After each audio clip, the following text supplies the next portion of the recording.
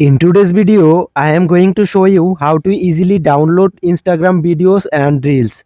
This process is quite simple and easy. So let's get started. At first, open the Instagram app on your device. Now find and open the video or reel that you want to download. Then click on the paper plane below the post. You will see the copy link option. Click on it to copy the link. Now go back to your home screen and open the Chrome browser on your phone.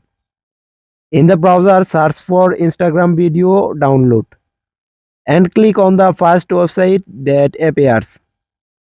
Then paste the link you copied earlier into the website input box.